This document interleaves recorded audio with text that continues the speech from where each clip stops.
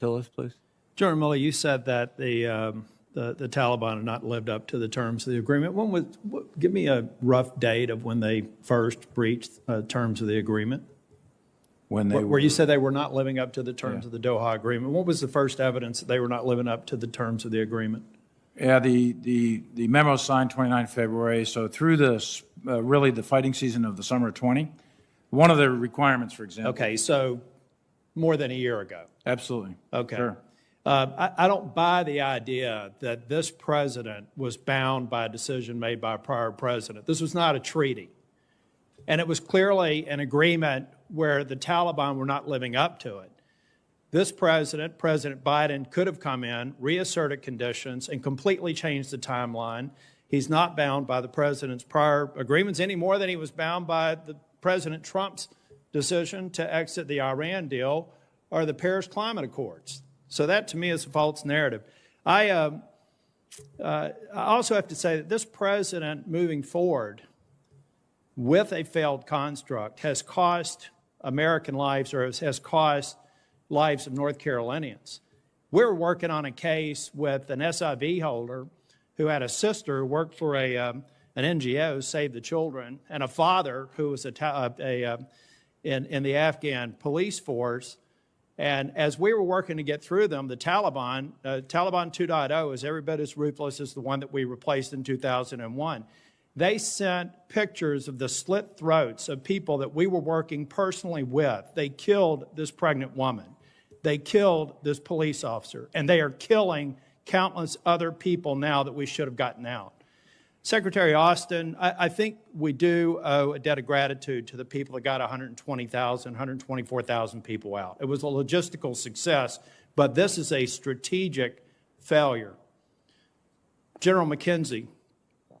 General Miller said 2,500. I've heard you and General Milley also say you agreed with the idea. You personally agreed. You didn't necessarily say that you recommended to the president the 2,500. I understood from General Milley or General Miller that there was a broader context within that recommendation. There were 2,500 fighters, U.S. fighters, but I understand almost 5,000 NATO allies or 5,000 others that were willing to remain on the ground, and as General Miller said, keep the hand on the shoulder of the Afghan National Forces so that we could have a counter to the Taliban. Is that correct, that it was bigger than that? It was in probably the 7,000 range? Senator, you're correct. Yeah. Our NATO allies would have been on board for and also a CIA presence with bases out there for human intelligence to help us be more precise, more exquisite with the execution of whatever operations we had on the ground? That is correct, Senator. Okay.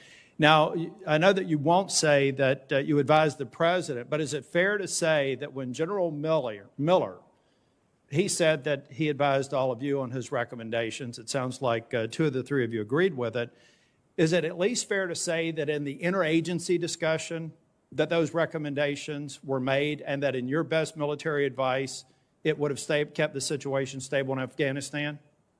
Well, I've stated consistently that my position was if you go below 2,500, you're going to look at a collapse of the Afghan military. I did not foresee it to be days. I thought it would take months, but the rest of the ecosystem would go out with it too. The NATO partners are going to leave, the interagency is going to leave, and you're going to leave the Afghans by themselves. Did any of you embrace the notion that the 2,500 plus the several thousand, I think an estimated 5,000 NATO allies and partners who were willing to stay there as well, did any of you agree with the president's assessment that if he acted on that recommendation, that he would ultimately have to send tens of thousands more U.S. service members to Afghanistan? That if we held that one, that it would ultimately just delay the day where we would be back to 100,000 or 50,000 U.S. forces in Afghanistan? So, Senator, these discussions were occurring in January, February, March. They're separate from the late August discussion, so I want to make that point. But in your best military judgment, do you believe that the recommendations that General Miller put forth, with some 2,500, and I think General Milley said maybe flex up to 3,500, do you believe that that would have sown the seeds for ultimately having to send tens of thousands of U.S. service members back to Afghanistan, Senator, as the president has said publicly? Senator, I believe there was a risk you would incur increasing attacks by the Taliban. That was a risk with holding at 2,500. That was a very clear risk. But I'll tell you, Senator, I'm really humbled recently by my ability to deduce what the Taliban would or would not do, so I think it's hard to know.